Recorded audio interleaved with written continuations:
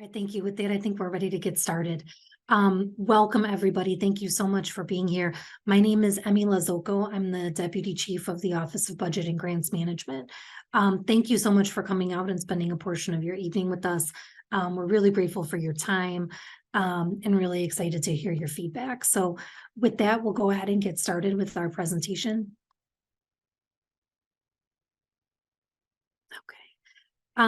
So we're going to start out with a 30-minute presentation, and then we'll move into 60-minute roundtable discussion. So you'll be moved into separate rooms with the facilitator, and then another CPS staffer who will be taking notes of your feedback so we can capture it and catch it back.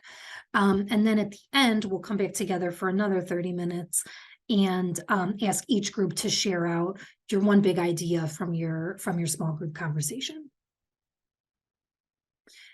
We launched this style of budget engagement back in winter 2020 with the goal of improving our ability to gather community input on school funding and budgeting issues. So the goal of these forums is twofold. First of all, to provide information to you on the current state of our finances and our funding strategies. We also want to hear from you about what's important from your experience and from your perspective as a parent, a student, a community member, a teacher, a principal. We're really interested in, from your perspective and from your daily experience, what is important to you. And your feedback is essential to current and future decisions around school funding. So this engagement is one of a series of planned engagements this year as we move towards developing a strategic plan for FY25 and beyond. So you'll see that between November and May, the district will be holding sessions, obviously the ones that we're here today on regarding budget, followed by similar meetings to hear feedback around the educational facilities master plan, our strategic plan for FY25 and beyond, and then capital planning. And then with the goal of taking all of that feedback, releasing a final strategic plan next June, and then having that and our budget approved jointly by the board in summer of 2024. So really the bottom line why we've come to you tonight, and we're so excited to have you here, is that we need your voice, we hear your voice, and we've look forward to incorporating your feedback into our plans for the upcoming year. With that, I'd like to turn it over to my colleague Hassan from the Office of Equity to talk about our approach to resource equity. Thanks, Emila. Appreciate it. Good evening, everyone. Happy to be here. So excited. My name is Hassan Chaudhry. I am the Equity Data Strategist with the Office of Equity. Excited to talk a little bit about equity as a core value of CPS and how it's been a driving factor to inform our equitable resource allocation. So first things first, when we talk about equity work in CPS, we're talking about applying an equity lens to everything that we do. So that way it can help us better understand structures and conditions that are creating inequities. And it also helps shed light to changes that we have to make to create more equitable learning environments. How we do that is through an approach called targeted universalism. Essentially, we set universal goals that we want all our students and all our schools to experience and achieve. And then we use very targeted, specific supports to help eradicate some of these opportunity gaps for specific students and schools in order to help those furthest from reach that said universal goal. Next slide. I just want to specify that when we talk about applying an equity lens, we're very specific that we're talking about the CPS equity framework, or the CPS equity lens, which is the image on the left-hand side of your screen. Here you see the 4 colored boxes makes up the 4 dimensions of the CPS equity lens: liberatory thinking, inclusive partnerships, resource equity, fair policies and systems, and all 4 dimensions are grounded on targeted universalism, our approach towards equity work. All 4 dimensions in targeted universalism work together to make our equity lens. So when you see it in the CPS vision on the right-hand side, the text surrounding the apple on the skin that says equity lens, we're talking about a very specific, very focused, very intentional way of building equity in CPS. In order to advance equity, we have to operationalize all 4 dimensions with targeted universalism, but for tonight's conversation, we're going to be focusing on resource equity. So when we talk about resource equity, we're talking about creating equitable student experiences and learning-ready environments. That means that we have to prioritize allocating people, time, and money in order to align with the levels of need and opportunities that we see at the school and student level. But how do we really figure out like who needs what? How do we assess, how do we evaluate the levels of need and the levels of opportunity and who to allocate resources to whom? Well, I'm really excited to announce that on the next slide, we're going to be talking a little bit about the data-driven strategies that CPS has begun implementing in recent years to inform how they allocate resources to schools that they identify as high needs or those furthest from opportunity. The way they've been doing that is through a tool called the CPS Opportunity Index. It's a tool that uses indicators to analyze differences in access to opportunity at the school level. On the right-hand side, you'll see the full list of all the indicators. They're all bucketed or grouped together into 3 large domains: community factors, demographics, historical funding. Each of those indicators are given a value or a score that's aggregated into a single score ranging from 0.0 to 5.0, and that becomes a school's opportunity index score. This tool has helped CPS make operational funding decisions to ensure those most impacted by inequity have strong, vibrant, and healthy school communities. Some examples of how the Opportunity Index has been used in recent years. Excited to say that we've marshaled over $150 million of resources to schools that we've identified as high needs or furthest from opportunity. That's included renovation of child parent-centered classrooms, the increase in allocation of school counselors and instructional coaches, and lastly, the hiring and assigning of over 900 plus teachers. All of these resources intended to be geared and aimed towards schools that we've identified as farthest from opportunity using the Opportunity Index. With that, I'm going to pass it back to Amila. Thank you, Hassan. So just to piggyback off of that, many of these decisions that we've made about how to use the Opportunity Index to make different investments have been impacted by the feedback we've received from forums like these. So since the 2019-20 school year, when we first started launching these types of engagements, the feedback that we've received has made a real impact on some of the funding investments that we've decided to make as a district. So using the Opportunity Index, reducing reliance on enrollment-based funding, which we'll get into in a few slides here, increases to district equity grants, additional teachers and support staff at schools, expanded out of times programming, and investing in tutor corps. Again, your voice is crucial to helping us make the best decisions for our students and our schools. And so we're hoping for the same type of feedback today that will be valuable to us in informing our FY25 budget. And so we really hope that today that we really get to hear your voice. So please speak up, especially when we get to our small group settings. Even if a concern seems minor or something very specific to your school, it may inform major improvements because we're looking for trends across all of the sessions and across all of the groups. And then what we'll do in the near term is compile all the feedback, like I said, elicit themes, and then incorporate those into our 25 budget planning process, which is actually about to get underway very soon here. And then in the longer term, as we talked about a few slides ago, we plan to provide schools with their 25 budgets informed by public feedback to be approved over the summer. And then again, continuing the ongoing stakeholder engagement through the spring of this year, and then again throughout 25.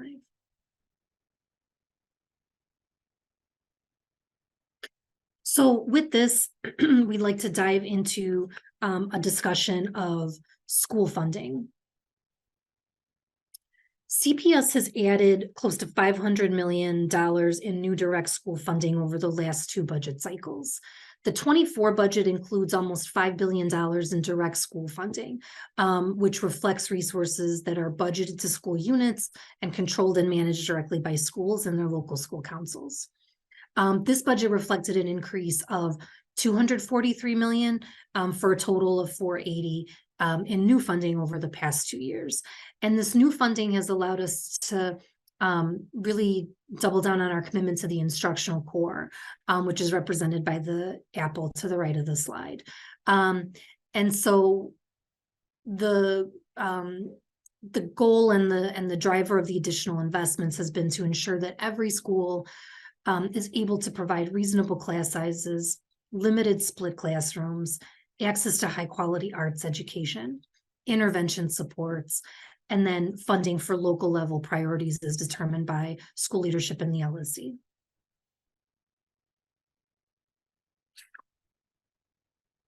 This year's budget includes investments aligned with district priorities and public feedback. So continued investments in nurses, social workers, and case managers, where staffing levels in FY24 are at a new all-time high. Additional resources for diverse learners, teaching positions at the highest need schools, increases to bilingual instruction, expansion of pre-K, as Hassan mentioned, and then $670 million from the Elementary and Secondary School Emergency Relief Fund, also known as ESSER. And we've really tried to target these funds to investments that will help students and school communities come back even stronger from the pandemic. So things like academic recovery, expanded SEL supports, expanded summer and out of school time programming, and additional student services. So over time, even though CPS is seeing fewer students overall, we're getting greater funding, largely thanks to the ESSER dollars, which results in more resources per student. So you'll see at the bottom of the slide that in FY19, average per pupil funding was just over $10,000 per student. And in FY24, it was just shy of $15,000 per student. So we've seen an almost $5,000 increase per student since FY19. Over the same period, CPS has added over 2,300 teachers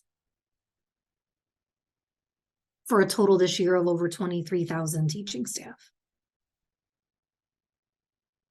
Also, since 2019, CPS has added positions in key areas.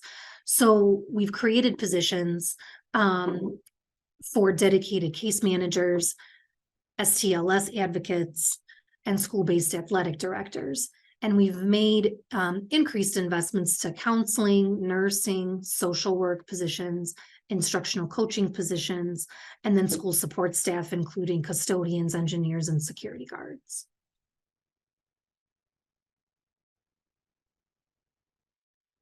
As I mentioned previously, we've also been using the Opportunity Index to reduce our reliance on enrollment-based funding. And we've continued to do this in the FY24 budget. This year, 39% of our budget, of school budgets, were based on enrollment or pushed out to schools via the student-based budgeting or SBB model. 61% was allocated to schools based on student and school need, as determined and as informed by the Opportunity Index and other factors. So things that Hassan mentioned and that we've highlighted again here, specific student demographic data, community factors, and then historical resource data such as historical teacher turnover and historical school funding trends. And so this is a different illustration for how the Opportunity Index has driven different allocations to result in schools with higher needs getting additional funds. And so in this example, we have two schools, School A and School B. And you'll see that School B is getting about double the funding of School A. And if you look at the chart to the left, you can see that much of that is driven by the demographic and other factors and data demonstrating school needs. So School A has a lower Opportunity Index, lower number of students that are low income. So 29% means they're below the Title the threshold for Title I grant funding. And pretty low English learner population, 18% special education.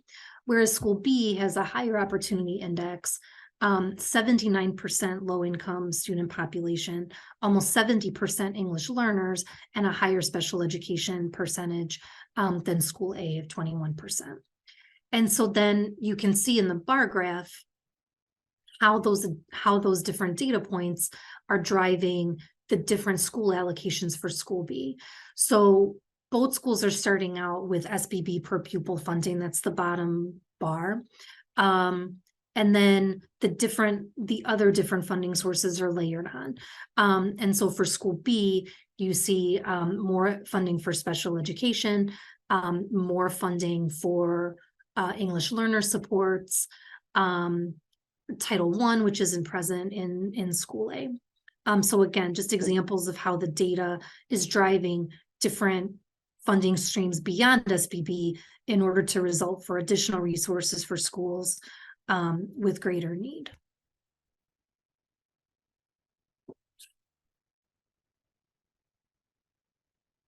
These investments have also increased student to staff ratio at smaller schools. So this is, again, a different demonstration of how we're moving away from straight enrollment allocations and more towards considering other factors. If you had looked at this data 6 or 7 years ago, you would see ratios that look pretty similar across schools, regardless of population. So this reflects that, smaller schools that may have different data points that we've looked at are getting different resource packages. And so another way to look at this data is per pupil spending by demographic plurality. So again, the impact of the needs-based funding and the use of the opportunity index and other factors on per pupil spending. And you can see here the increase just in FY24 over FY23 at schools with the demographic pluralities listed. So now that we've talked about school-based funding, I'd like to step back and talk about the CPS budget overview and a little bit bigger picture. So again, big picture, how does CPS allocate its resources? The FY24 operating budget was $8.5 billion. 95% of that budget, or 95 cents of every dollar, directly supports schools. So 57 cents of every dollar goes directly to schools, both district managed schools and charter and contract schools. Another 38 cents reflects, again, additional direct support for schools. So this might be in the form of citywide positions that serve multiple schools. The last 5 cents is central office and network budgets. Again, most of CPS's budget funds people who are working in schools. So the vast majority of our budget is for people, and most of those people being direct school personnel and teachers and ESPs that are supporting students. The other portion is indirect funding for school personnel. So things like, employees that are funded through vendor contracts like custodians, bus drivers, and safe passage, and also represent contingencies for grants that end up funding staff. Over 96% of employees directly support schools. Almost half of those employees are teachers. Another 30% are school support staff. And again, you'll see in the chart, even the citywide and staff that are considered administration at schools are still in school buildings and still supporting students and staff within the buildings, with another about 4% representing central office and network office staff. Almost 8% of our budget is funded by one-time federal COVID relief dollars. So over half of our operating budget is funded through things like property taxes and other local revenues. Another portion represented by the light blue portion of the graph are state revenues that make up less than a quarter of our total operating budget. The orange portion represents recurring federal funding. So these are federal grants that we receive every year. So things like Title II is probably the best example of that funding stream. And then the last little bit, the gray part, is the $670 million of our operating budget that's covered by one-time federal COVID relief funds that expire in September of 24. So these are those ESSER dollars that I mentioned a few slides back. So our FY25 budget forecast is that we will be looking at a $391 million budget gap. The biggest driver of this is the fact that the ESSER funds, as I mentioned, expire in September of 2024. So we think that we're planning to have $300 million remaining in that grant for use in 25. But we're still facing a structural deficit, so a recurring year-over-year deficit of $691 million. And so even with the help of the ESSER dollars, it's not enough to close that gap. And again, we're looking at a $391 million deficit. And just another illustration of the financial pressures that we face is CPS ended the last fiscal year with only 5 days cash on hand, 4 days cash on hand, excuse me.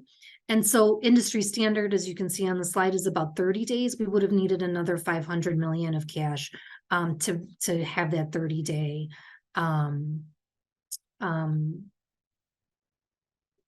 buffer. So I mentioned that part of the reason we're facing this budget deficit in 25 is because of the fact that the ESSER dollars are expiring. But really, and we've made important strategic funding shifts over the last several years, and we've tried to use our COVID relief funds wisely. But really the core of the issue for that $600 million structural deficit are these structural inequities that we're seeing driven by the state funding. And so $1.1 billion would be available if we had full funding from the state's own evidence-based funding formula. So by the state's own admission and by their own calculations, they're not putting enough money out in order to have CPS meet what they call an adequate funding level. So $1.1 billion in additional state funding would get us to adequate funding per the state calculation. Another $700 million would be available to us if CPS teacher pensions receive the same support as other districts. So the state covers a portion of teacher pension funds for other districts in a way that they don't for CPS. And then another $500 million would be available if we didn't have to use our evidence-based funding from the state and other unrestricted revenues to cover our debt service costs. We continue to work towards solutions to find a sustainable path forward, not just for our 25 budget, but beyond. And we're already working hard and are confident in our ability to balance the 25 budget and continue our investments that we think are supporting the instructional core and that have proven effective. As I mentioned, we're still facing a structural deficit. And so beyond that deficit that I described, we're facing additional budget pressures heading into 25 that we're still not sure the degree to which they're going to impact our budget. So these include a potential reduction in local revenues due to changes in general economic conditions, new labor contracts for our CTU and SEIU members. And then it's possible that our pension costs could grow. And so we continue to work with the city and our labor partners to find short and long-term budget solutions, as I said, not just for FY25, but beyond. So with that, it's right about time for us to move into the small group discussion. So in a minute, you'll be placed into your different rooms. And in those rooms, you'll have a facilitator that's gonna guide the conversation towards answering or trying to answer and discuss these four big questions. So first, what district investments have been most impactful for your school? Second, what resources are most needed at your school that currently don't exist? Third, what is one big idea that you have about how CPS can improve school resourcing? And finally, what is one question that you still have about the CPS budget or school funding? There will also be a note taker in most rooms. If not a note taker, then the facilitator will be recording responses to those four questions as informed by the group discussion. And then when we come back as a whole, we'd like you to identify a representative to share out what you discussed in your sessions, and then share with the group one key takeaway from your discussions. So it's an hour-long conversation. As I said before, please use your voice. We really want to hear your feedback. We're going to be capturing it and taking it back. And so we really look forward to hopefully lively and open discussions, and then hearing, as I said, your one key takeaway that you'd like to share with the other groups. So with that, I think Ben and Karita, can we go ahead and move into the breakout sessions? Emila, really quick, I did add it to the chat. I see someone just said, will questions be posted again? So your facilitator and note catcher can share the deck with you guys again when you all get in the breakout session. Also, there have been some questions that people have been asking inside of the chat.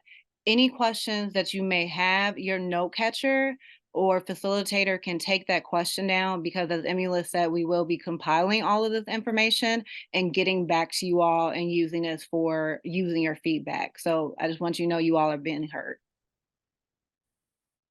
And I think with that, Ben, we can go ahead and put people in their breakout sessions or their breakout rooms. Thank you. Thank you so much, everybody. I hope that you had good discussions in each of your breakouts. And hopefully you can see my screen again with the slide I shared before about the share outs when we come back. Karita, there's an announcement about interpretation. Yes, because I believe they have to go back and pick their channel. So if I can have the interpreters just make a quick announcement. Yeah, absolutely. Thank you. Good evening, everyone. This meeting has interpretation from English into Spanish and from Spanish into English. To access this function, please go to the bottom of your screen where you will find the globe-shaped icon. Once you click on it, it will give you the option to choose the language of your preference. Please make sure you select English to listen to everything mentioned in this meeting in English. Buenas tardes a todos. Esta reunión cuenta con interpretación de inglés a español y de español a inglés. Para acceder a esta función, por favor dirigirse a la parte inferior de su pantalla, en donde encontrarán un icono con forma de globo. Al presionarlo, les dará la opción de elegir el canal que desean escuchar. Asegúrense de seleccionar el canal de español para escuchar todo lo mencionado en esta reunión en español. Muchas gracias. Thank you. Thank you so much. So if we could just go in room order, and the designated person can come off of mute and share your one key takeaway from your discussion, from your small groups. We have 13 groups, so I think if we could try to keep it to about 2 minutes a group, then that'll take us right to closing time. So can we start with room 1? Perfect. Hello, everyone. My name is Noheli Artiaga. I am the tribute for my group. I volunteered as tribute to report out to you all. Our group had a variety of, different types of folks of how we're connected to the city and to CPS. We were missing a student voice, so I just, do want to ask folks for the other roundtables that we're having regarding facilities and our strategic plan to please invite your students, your children. They also, have earned a seat at this table. So in our group, our conversations really centered around one, parent involvement. So really looking at how can we look at what other schools are doing where they have an active parent group and mimic that across other schools. You know, what we're seeing is that the schools that have parents that are more active are getting their needs met. So that being said, one way that we can attract more parents to school is to make schools an environment for them as well. An idea that was thrown out was to have additional funding for monthly family events where CPS sponsors foods, provides different incentives for parents and guardians. They provide childcare at these events. And that would be an opportunity for parents, one, to learn how they can lend their skills, talents to their school, and two, to also get more involved in the curriculum itself. One question that we did have was and suggestion was around diverse learner support. So while we appreciate that CPS is reporting the number of FTE that they've added to the budget in the last 5 years, really looking at what does that mean in terms of like per pupil funding, per like student / counselor / social worker ratio to student, and then also looking at what's the effectiveness of these programs that we've invested so much money in and making those outcomes available to parents. Thank you so much. Group 2? I am going to take the silence as I am group 2. My name is Latrice Franklin, and I was in our group as a parent representative. I do have 2 students who both attend selective enrollment schools, 2 separate schools, one of which is a diverse learner. And so while I will try to synthesize everything that we talked about in our group, I am speaking from a parent lens, specifically a parent of a student with disabilities. One lingering question that we did have is we knew that there was that we were already operating at a deficit with CPS. And so specifically like what will happen once these ESSER funds are gone. And most of our conversation kind of centered around that. Specifically, we've definitely noticed the increase in human capital as it pertains to like para support, SICA support, bilingual educators, et cetera. But we really want to know like what are some of the options that we can even have for additional funding sources, because it was really hard for us to kind of come up with it aside from parents participating in fundraising opportunities. Another thing that we really wanted to know, that we really talked about a lot, is how do we know that our funding is even going to like our neighborhood schools? So again, my two kids go to selective enrollment schools, and so unfortunately they are not, my neighborhood schools, but I noticed that my taxes keep increasing. And so just specifically wondering, how do we even know that money that is supposed to be going to our neighborhood schools is making it there? And then finally, access. When we think about like who has access to what specific information, particularly like this particular call, I found out just yesterday from my principal's state of the school address, which was kind of last minute as well, and it was at 9 a.m. Most parents are working at that time. I just so happen to have a flexible job where I was able to kind of listen in.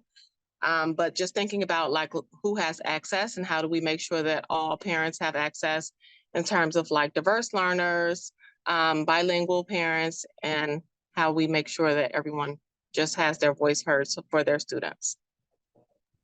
Thank you so much. Room 3?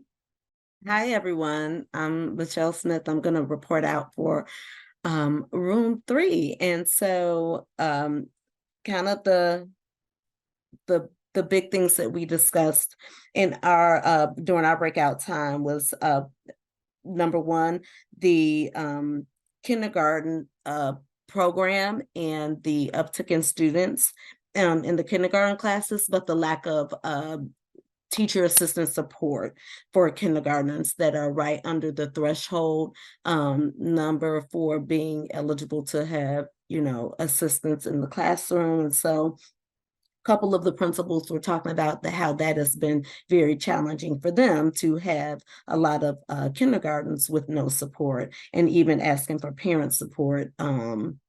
It has been very, very slim and challenging for the teachers. Another big discussion was the out of school time for students, and not just after school, but also fall breaks and winter breaks and spring breaks, and what can CPS do to better utilize the space that we're currently in schools, to partner with vendors and or other companies to have students come to that space during that time, for parents that don't get that time off, and for students to be able to continue to have interface with other students and educators. The third thing that we did talk about was parent involvement, and also continuing budget discussion, sustainability, and the deficit post this meeting and before before budgets are released. Also bringing school leaders to the table while we're having budget conversations. And that's that. Thank you. Thank you, room 3. Room 4. Hello, everyone. I'm Nube Viñanzaca, and I was in room 4. So some of the main things that we talked about were that they have seen a lot of social emotional support in a lot of high schools, but they haven't seen enough SEL opportunities in the elementary schools. We should start giving mental health support to students from when they are very young, and also give similar supports and workshops to parents as well. We also talked about transportation for students. One of the parents shared that their student is going to a selective enrollment school, and she said that she's having to do a lot of traveling, so more transportation for students, especially since that's a great opportunity. And then lastly, have more organizations come into the schools and bring their resources inside the schools. One question that we had was, why do some positions take so long to fill? Some of these are teacher positions, which are immediately needed, but it has been seen that they take more than a month to be filled. And yeah, that's it. Thank you so much. Room 5. We talked about having more males recruitment for sure for teachers in the pipeline, but having more males recruited. We need more men in our schools. And then we actually even talked about, are we going to be closing some of our high schools for 2025? How are we going to take care of this gap that we have with our budget? Did I miss anything? Nope. From our group? I think you got everything. Thank you. Thank you. Thank you so much. Welcome. You're welcome. Room 6. Hi, my name is Jenna Fletcher. I'm a budget analyst, and I'll be speaking for room 6. So one of our key takeaways that we discussed was the need for additional social emotional support and mental health supports at every grade level within the district. We've seen a lot of support at the high school level, but we've become aware of the problem that this starts in the lower grades as well. And this wouldn't just include social workers. This would also include programs to assist social workers, and also possibly linking up schools with hospitals in the area so that they can also provide additional support just for the community as well, because there's a big need for obviously our students to have to gain more social emotional support, but it also would assist with the community level as well.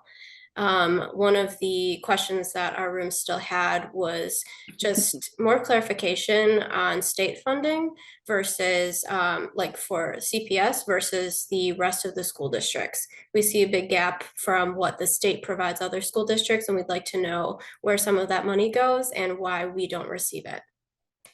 Thank you. Thank you. Room 7.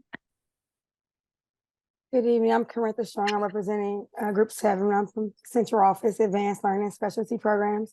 So one of our big ideas was needing more transparency and more efficient means of communication for all stakeholders. And then our big question was, how are we prioritizing subject matters that are not necessarily considered core subjects if there is a need for cuts in the budget? Thank you. Thank you, Group 7. 8, Go to 9. 9? Yep. Okay, Sorry. that's okay. Go ahead, Group 9. Hi, my name is Lane Natrefa Drinkwater. My pronouns are they, them. I'm the theater content specialist for the Department of Arts Education with Chicago Public Schools. I was voluntold by my group to put that master's in theater to work and be the speaker for our group. The two things that sort of kept coming up throughout all of the things that we were talking about were SEL in general, supports for students, but specifically with an eye towards our with an eye towards our new arrivals and making sure that they are getting the support that they need, and also the support for the school environments in welcoming those students. I think I said 2 things, but I miscounted. It's not a math degree, it's a theater degree. It's actually 3 things, because the sort of thing that goes hand in hand with that is it's both SEL and ESL, right? And put my own little dyslexia spin on that one. Couldn't remember how many there were, because they were the same letters. Anyway, within that, just thinking about, again, how we can support those new arrivals with all of their needs, particularly when we're thinking about resources, thinking about who are the people in our schools, whether it's additional bodies in rooms, thinking about folks that are offering like translation supports, etc. And then the other thing is, as you can imagine, we talked a lot about the arts, and thinking about, I heard someone say, right, when we're thinking about what are those sort of core subjects and where if we have to make cuts, looking at this massive deficit, how do we make sure that we are keeping the arts, and not only keeping the arts, but continuing to grow arts, pushing for an arts teacher in every school. Thank you so much, Lane. Let's move to room 10. Tina, did you want to go, or I can go? That's fine. Okay. All right. So then I am, let me turn on my video. I'm Badia Haley. I am the charter grants management. I'm sorry. Can you see me now? Yes. I'm the grants operations manager, I'm sorry, for charter schools here at CPS. And I'll just quickly go through what our group discussed. Mainly we spoke about the funding and CPS investing in competitive grants and how are we going to be able to be sustainable without funding and support from philanthropy, corporate, and community partnerships, since we know that our relief funding will be going away soon.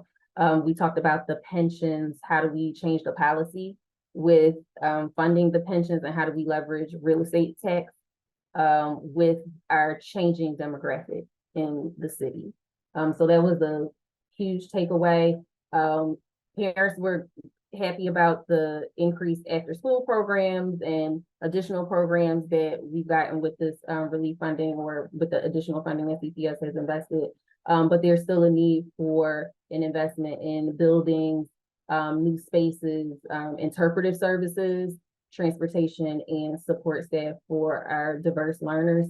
And that was the bulk. So thank you. Thank you, Badia. Room 11. Hi there, I'm Seth Rao. I serve as a senior advisor to CEO Martinez here at Chicago Public Schools, and I'm going to summarize what our group had to say. And there was a recognition in the room that schools were seeing the increased investments that had been made from ESSER, looking at interventionists, investments in high quality curriculum, that there had been more supports, but there was definitely concern about how those supports can be maintained moving forward. And then we had a long conversation about new arrivals, and I wanted to thank Dr. Asaf for answering a bunch of questions that our group had and trying to figure out how our schools can be really nimble in responding to what's been going on with the influx of new arrivals to our city, and making sure that they can be supported and our existing students can be supported. We also had long conversations about ODSS, special education, and making sure, and not, so I'm sorry, selective enrollment. I'm getting my acronyms here. Had some really good conversations about selective enrollment and how our neighborhood schools resource versus selective enrollment schools, and making sure that we could strike the right balance there as we move forward as a district. And overall, we wanted to make sure that the district can be nimble enough to respond to the immediate needs of schools, but also building out the long-term pipelines and pathways so we can have the right educators and right support staff in all of our buildings, and with really strong partnerships across nonprofits, sister agencies, and other supports so that our city can truly thrive. Great, thank you. Room 12? Hi, good evening. My name is Arlene Santiago. I am a parent representative on the local school council, and I'm also a DEI and HR professional. And I'm happy that this forum was created. Some of the takeaways that we talked about was that we need more of this. We need to have more parent involvement, more community involvement. And I echo many of the sentiments that have already been said. And we collectively thought that the more we can do with this, the more there can be involvement, the more there can be an opportunity to help increase visibility in the schools, and also help let individuals know that we have a big stake in the game, and we want to be a part of the community, and we want to be able to build it from the ground up so that way we can provide the best opportunities for our students and our children. With that said, we also had quite a bit of questions about about funding. And you know, as a DEI professional, I always look at things from a lens of like, are things equitable? What can we do to ensure that there is equitable programming across all the different schools in the district, when it comes from academic to enrichment, and also from the arts and music? Because I think that some schools are lacking quite a bit in that, and it's a missed opportunity for our children to really have a well-rounded education. Even if it's at the public school system level, we think that they deserve the best. And I'm also a product of the CPS schools, and I think that a lot can be done and said to support our students so that way they can really excel and be what they really would like to be, and be great contributors to our country. Thank you. Thank you so much. Last but not least, room 13. All right. Hi, everyone. I'm representing room 13. And our big takeaway share, we had an incredible conversation. So one of our stakeholders actually brought this up, and we're sharing it out with a quick edit. But that's to resource schools based on the needs of the community and the development of the whole child, regardless of how many students are enrolled. And so in our conversation, you know, we're talking about the needs that we have at facilities, and some people need additional language translation. Some people need, you know, meeting our kids with Spanish speakers so the English speakers can learn Spanish, and arts communication and STEM opportunities. And what we really realized is that the community needs are different, and the school needs the funding based on the whole child development and what the community needs, regardless of if they have the quota met, if and how many students are physically in that building. Because I think the last person just said this, we need to have the whole child taken care of. So it's an honor to actually share that out with the group. I echo the opportunity to be a part of this. And again, resourcing schools based on the needs of the community and the development of the whole child, regardless of how many students are enrolled in that school. Thank you so much. And thank you to everybody for sharing your perspective, and for those of you who volunteered or were voluntold to share for your group. So thank you. As we close out, and we're going to be right on time, so thank you also for sticking at the 2 minutes. In terms of next steps, we're going to compile the feedback from the note catchers from these discussions, and we're going to pull out themes that we're going to incorporate then into our FY25 budget planning process. Longer term, we plan to continue ongoing stakeholder engagement. I hope that the commitment already this year to doing the additional opportunities for engagement, educational facilities master plan, strategic planning, capital planning. Please keep an eye out for those notices for those meetings, which will be taking place between now and May. And please, you know, we'd love to have you come and attend those and share your thoughts. there as well. And really just to close out, thank you again to everybody. We had such an amazing variety of voice here. Parents, teachers, staff, thank you to the chiefs that were able to come on the call as well today. We know your time is valuable and we thank you for spending it here with us this evening. We'd love for you to fill out the exit survey also so that we know kind of what you thought went well and what you think we could improve upon in order for ways to solicit your thoughts and your feedback. So if I could be so bold as to ask you to take even more time and fill out the exit survey, we would appreciate that as well. So thank you again, and I hope everybody has a great rest of the evening.